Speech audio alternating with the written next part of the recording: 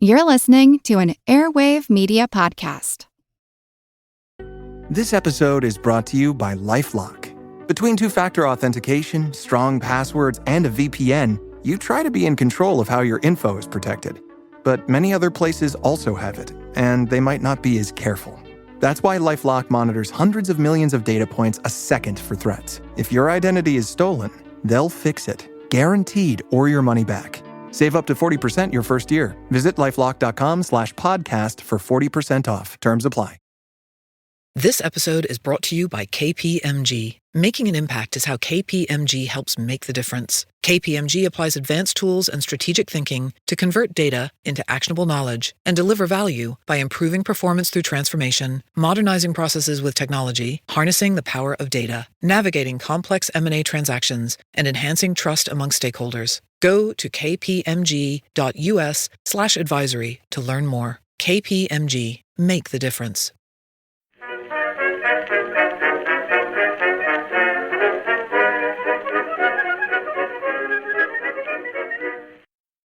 Hello everyone and welcome to History of the Second World War, episode 233, After the Battle of Britain Part 1, Sleeping Sea Lion.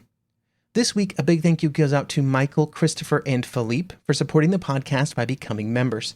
Members get access to ad-free versions of all of the podcast episodes, plus special member-only episodes roughly once a month. Head on over to historyofthesecondworldwar.com/members to find out more. With the advantages we have with looking back at history, we know that September 15th, 1940, forever immortalized as Battle of Britain Day, would be the last maximum effort day for the Luftwaffe in their attempts to decisively cripple the RAF and its ability to respond to a possible German invasion, which the Germans had codenamed Operation Sea Lion.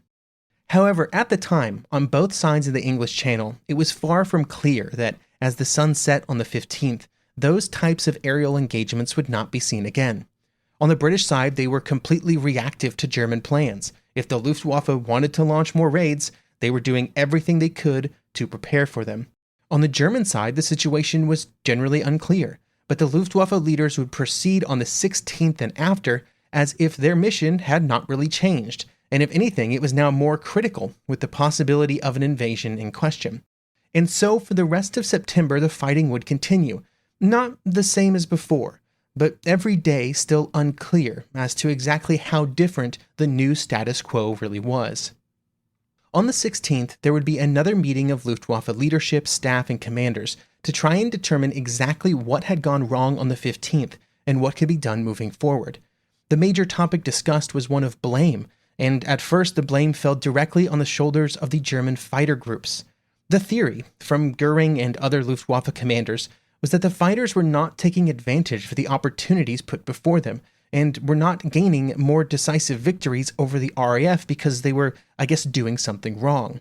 This type of blame did not go over well with the fighter group leaders, as you might imagine, who could counter any blame being placed upon them with two clear facts. The first and most important was that they felt that their performance had been continually degraded throughout the campaign by the demands of bomber escorts, which put them in unfavorable positions against the more free-roaming RAF fighter squadrons.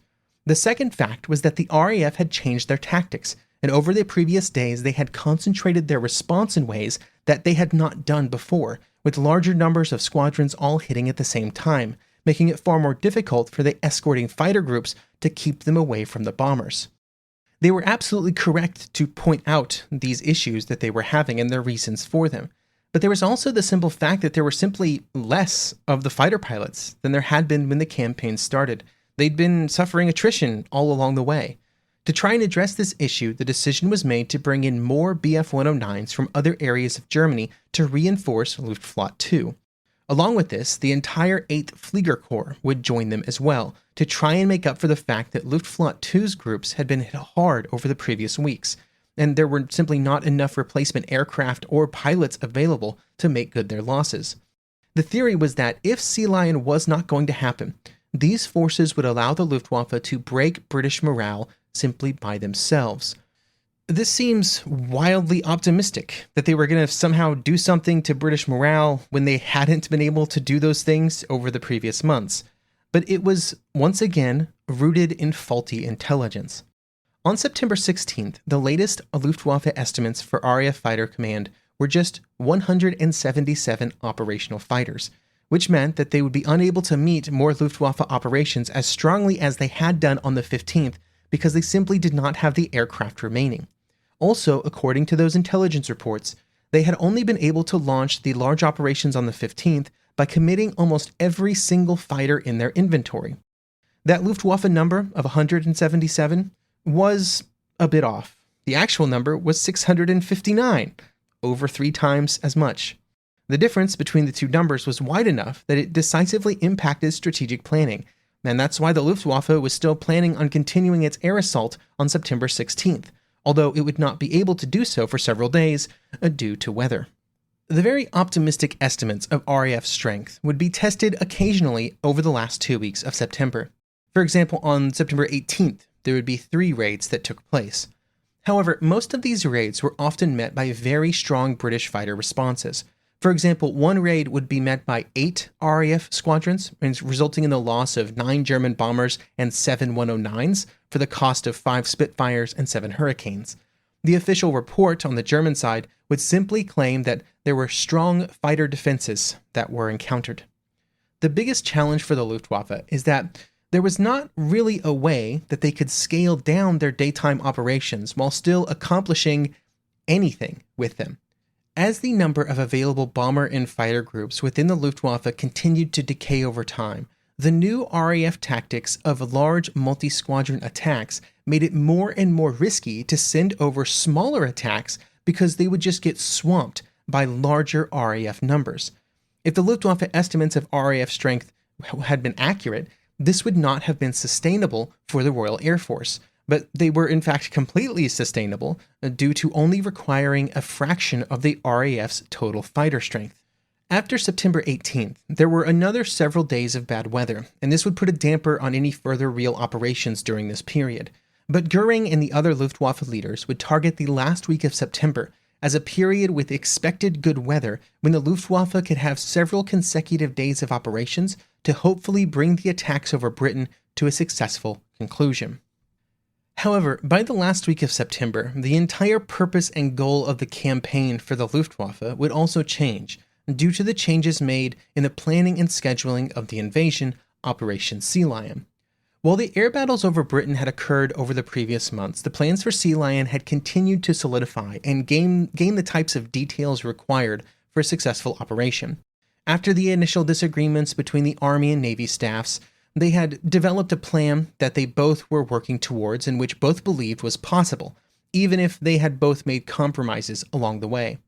The primary reason that September 15th had been such an important day is because Operation Sea Lion required 10 days between when the order was given and when it could actually be put into effect. This was because there were a variety of tasks that had to be completed during those 10 days, and that could only be done right before the invasion. One of the important examples would be the laying of German minefields, which would begin 9 days before the invasion. The 2 primary minefields would be codenamed Anton and Bruno, and they would involve laying 3,000 mines on each side of the primary invasion route. This operation would take 6 nights, and it had to be done at night, with 5 mine-laying ships involved on every single one of those nights.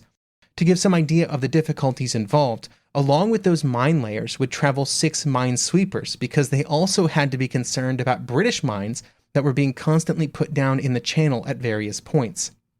Another crucial piece of the 10-day preparation window would be the concentration of available transport craft. The barges and other transport vessels that were to be used for the invasion were scattered throughout all the channel ports to try and reduce the damage that they suffered from the attacks of RAF Bomber Command, and so they had to be brought back together before the invasion could actually start. The contributions of Bomber Command to the difficulties in the planning and preparations for the invasion is a topic that does not get enough coverage. Over the course of August, and particularly in September, Bomber Command would launch many raids against the ports where the German invasion would be sourced from, with the target being the landing craft that were to be used. These operations would be referred to as the Battle of the Barges. Damage to the barges was a major issue for the German plans because they could not be quickly replaced, and every single barge that was destroyed not only impacted the first wave of troops, but every single set of troops afterwards. They would just be able to carry less things across the channel on every trip. One example raid was on Antwerp on September 13th, when it appeared that Sea Lion was going to happen in late September, with the raid damaging 6 German naval vessels and sinking 15 barges. These types of attacks were a bit of a disaster for preparations because the plan called for over 1,100 total barges for the transport of the first wave of troops, and there were only ever a few hundred more than that number available. By the 21st of September, they had lost over 200 to both Bomber Command and naval raids, bringing the total number available down to less than 1,500. This was sufficient for the first wave, but caused issues with planning for subsequent waves of forces because there would be some attrition among the barges during that first wave of the invasion. It was going to happen, and the attrition would only mount for every single wave that was sent over afterwards. The final version of Operation Sea Lion called for only a small percentage of each infantry division involved to be transported ashore initially, only around 800 to 1,000 men in an advanced guard battalion, which was created and trained specifically for the purpose. Casualties among these forces would be heavy. It was known that they would be heavy, but their goal was simply to do whatever they could to push into the shore defenses and start making gaps. As long as they could put some kind of fire on the beach defenses, or better yet destroy them completely, the second wave would begin the process of getting off their transport barges and onto smaller boats that would take them ashore, or get them into large rubber rafts, which would also be used for a lot of the men. As more and more men got ashore, the expectation was that they would continue to push back the British beach defenses to provide more space for larger and larger groups of equipment to come ashore, eventually on the barges themselves. The goal was to get anti-tank guns, artillery, and 88mm flat guns ashore during the second day of the invasion. While more and more men and equipment would be put ashore, the process of loading the panzer divisions onto barges and transports would begin. It was at this point that the real issue of the number of available barges might start to cause issues. Throughout all the operations I just outlined, there was an expectation that there would be attrition among the barges. Enemy action from shore, sea, and air would inevitably cause damage, which would reduce their numbers. There was also destined to just be some barges lost due to the operation of moving back and forth across the channel. They might get swamped. They might, have problems, structural problems. This put the landings in a precarious position because it would turn transportation into a balancing act between pushing supplies and men ashore to expand and defend the beachheads, while also dedicating that capacity to the slower process of loading armored divisions for their trans-channel shipment. The expectation was that it would take 2 weeks for the armored divisions that were earmarked for the breakout operation to be landed and organized, and the operation was planned for 17 or 18 days after the start of the invasion. 17 days is a long time, which is one of the primary reasons that the absolute requirement for air superiority was an early addition to the plan. Even before the start of the invasion, the bomber raids from Bomber Command were causing problems whenever they visited the channel staging ports. They would almost certainly be worse once the invasion had started, and they would be able to make the very short trips to the invasion beaches. The unarmored and quite honestly fragile nature of the barges also meant that even simple machine guns would be able to cause decisive damage, which made almost every RAF aircraft in the air a possible barge buster. And so this left the German leaders in a position in the middle of September where they had to make some guesses. With the 10-day delay between the order and the invasion, the question had to be answered about whether or not in those 10 days the Luftwaffe could complete the mission that it had been attempting to do since the middle of August, the destruction of the RAF. The answer, after the costly raids of September 15th, was no, or at least that was the prediction at that time.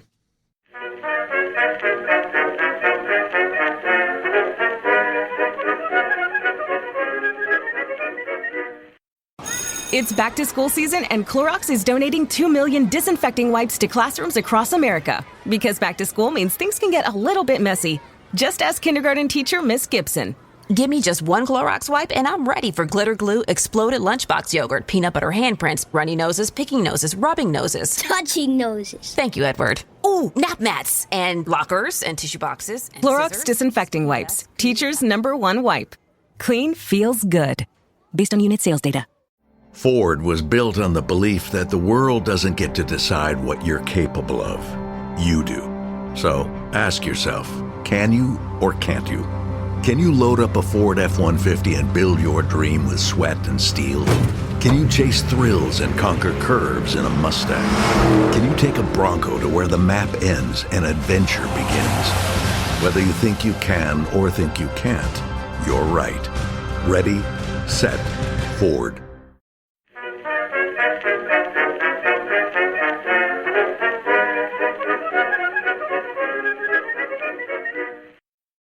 The responsibility for ordering or not ordering Operation Sea Lion lay directly with Hitler, the same man whose ability to delay making pivotal decisions would come to play a major role in the course of the war. But in this case, his hesitancy was almost certainly justified. The results of the actions on the 15th, even with the greatly inflated number of claimed Luftwaffe aerial victories, were very concerning, not just because of the losses suffered by the Luftwaffe, but just because they proved that RAF Fighter Command was still capable of powerful responses to German actions. The combination of weather conditions on September 25th and September 26th meant that a decision had to be made by September 16th at the absolute latest. But on that day, the weather meant that there was little new information to provide any clear guidance. The naval staff believed that the next available window would be the 8th of October, and they were looking at tidal windows and moon phases and those kinds of things to make these judgments. They needed very specific conditions. But that was pushing the entire campaign later and later into the period of known questionable weather. And it was not just the weather on the first days of the invasion that were a concern, but also the weeks afterwards as more forces were landed and eventually launched their land campaign against the British Army. Among the military leaders, the head of the German Navy, Admiral Raeder, had always been skeptical that the operation was possible in 1940, and he'd been pushing for a delay until the spring of 1941 for weeks, months, basically the whole time. There is evidence that part of Raeder's support for a postponement was not just concerns about their risks, but also the concern that any failure would be placed on the Navy, or the blame for any failure would be placed on the Navy. But by this point in late September, even Goering began to move into support of a delay, mostly for his own selfish reasons that he wanted the Luftwaffe to have the credit for taking Britain out of the war through a long-term bombing campaign that would eventually become the Blitz. Without the firm support of those two leaders, it was easy to postpone the operation into the future, and so that would happen. And on September 17th, the operation would be officially postponed. The fact that it was postponed instead of canceled is important here. It was never actually canceled, and planning moved to the spring of 1941. The postponement meant that Sea Lion died not with a bang, but with a whimper, just sort of decaying and forgotten over the months that followed. At the highest level of German command, at the Hitler level specifically, it was just sort of not really discussed in the future. Focus had moved elsewhere. By the spring of 1941, instead of preparing for an invasion of Britain, they would instead be preparing for the largest invasion in history of the Soviet Union. With the official postponement of Operation Sea Lion, the purpose for the Luftwaffe's efforts up to September 17th was no longer really valid. There wasn't going to be an invasion, but that did not mean that their operations ended. The primary focus in the weeks after the 15th, when the weather permitted, was a series of fighter sweeps, which was exactly what the German fighter pilots had been wanting to do for weeks. The problem was that the British were able to determine that these fighter groups were alone. They didn't have bombers with them, either through radar or through reconnaissance. Because Fighter Command was focusing on bombers, they often would completely ignore fighters by themselves. But then when some bombers were added into the mix, they were met by an overwhelming response from Fighter Command, which made it not worth it for the Germans to even stage those kinds of operations. On September 23rd, a full report would be provided to Hitler and the OKW, with a full accounting of the aerial campaign up to that point, and the conclusion that was provided was that while there had been losses, quote, our own forces still feel themselves to have the upper hand over the enemy, and are completely confident that the air war can be prosecuted successfully, end quote. Now this ignored the fact that the Luftwaffe was a mess by late September. The constant operations had resulted in air groups that were short of aircraft and pilots, but the larger problem is that after the cancellation of the invasion, they were strategically adrift. without a clear plan connecting their operations to any kind of successful end to the campaign. And this was not just because the goal, getting Britain out of the war, was beyond their capabilities, but because there was not a clear series of steps that could be taken towards that goal. They didn't know what they were doing. The only operations that seemed to be successful were the night bombing raids. They were certainly causing damage and causing civilians to take actions to avoid being hurt or killed, but it was difficult to connect those efforts to a real change in the strategic situation. A growing number of citizens in London making their way into tube stations earlier and earlier in the afternoon and bringing with them food and bedding so that they could stay there the entire night was not going to cause the British government to suddenly give up the fight. Now, the Luftwaffe was still capable of tactical successes, with one of those successes coming on September 25th. The target was an aircraft and engine factory in Filton, which was near Bristol. These factories, which employed about 37,000 people, were one of the key factories building Bristol Blenheims and Bristol Beaufighters. And while it had been attacked multiple times over the months, no serious damage had been caused. The problem was that these factories were beyond the range of the 109s, which made any daytime raid a dangerous prospect, while at night it was difficult to drop with the precision necessary to cause real damage. Luftwaffe 3 believed it could hit them during the day, and they would plan for a raid on the 25th by 57 HE-111s. Because it was beyond the range for fighter escort, the planning staff had to get creative with how it planned the route for the raid. By this point, it was clear that it was impossible to get a force of bombers over Britain without the RAF knowing about it, but some creative course changes throughout the raid could cause British fighters to move in the wrong direction. This was only possible when it was unclear what the eventual target was, which is one of the reasons that Luftwaffe 2 was having so many problems when bombing areas around London. The target was simply too predictable once they started moving up the Thames. On September 25th, the German plans worked out almost perfectly, and starting just before noon, the bombs started dropping, with 168 bombs and 24 incendiary devices all dropped within the factory area. 91 workers would be killed, 166 injured, and 58 people killed and 270 injured by bombs dropped outside the factory. More importantly, at least for the Luftwaffe, was that the bombers were able to cause severe damage to the main assembly halls used by the factories, which almost completely halted production of the new Beaufighters for a month. This was absolutely critical because the Beaufighters were the new British night fighters that were so critical when countering the German night bomber raids, which would be the focus of the Luftwaffe in the months ahead. At the factory, 8 aircraft that were already ready for delivery were destroyed, and 24 more were damaged. This was a wildly successful raid by the Luftwaffe, and really it was very successful by any early war bombing standards. The total cost to the Luftwaffe was 8 bombers and 3 escorting fighters, which had escorted the raid as far as possible.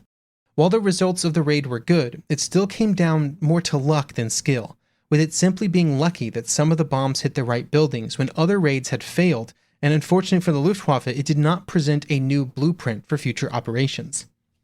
Some of the last major daylight raids of the campaign would occur on September 26th, 27th, and 30th. By this point, the majority of the Luftwaffe bomber strength was dedicated to nighttime raids of various targets, but they would still take a few more cracks at major daylight raids. The first of these would occur on the 26th, when 49 HE-111s would attack the Supermarine factory at Woolston, which was near Southampton on the southern coast of England. This raid was reasonably successful, with production halted for a short period of time and the damage or destruction of 23 Spitfires. The next day, the 27th, 3 waves of bombers would be sent back to London, with 70 total Ju-88s sent on the mission, along, of course, with a large number of escorting fighters. But as with the previous bombing attempts on London, the results were largely the same. They were set upon by large groups of Spitfires and Hurricanes, and the costs were very high. In total, 12 Ju-88s were lost, 9 Bf-110s, and a staggering 18 109s. They did manage to take down 22 British fighters, but the cost on the German side made it very difficult to justify the 26 tons or so of bombs that were dropped near their targets. Most importantly, once again, the RAF aircraft arrived in large groups of 3 or more squadrons, which made it clear that Fighter Command was as far as it had ever been from being taken off the board. The last of these daylight raids on September 30th was smaller than the one on the 27th, but was met by just as large of a force of British fighters, with 11 and 12 Group combining to throw 14 total fighter squadrons at the German raid. 12 109s, 8 Dornier bombers would be lost in the effort, and more would be lost in smaller raids against aircraft factories in the south near Bristol. To quote from the official RAF history on the raids on the 30th, quote, "It is not therefore surprising that except for a somewhat half-hearted effort on 30th September, henceforth their attacks chiefly took the form of high-altitude fighter and fighter-bomber sweeps." End quote. What had started as the Luftwaffe's grand campaign of aerial dominance would end with a whimper at the end of September.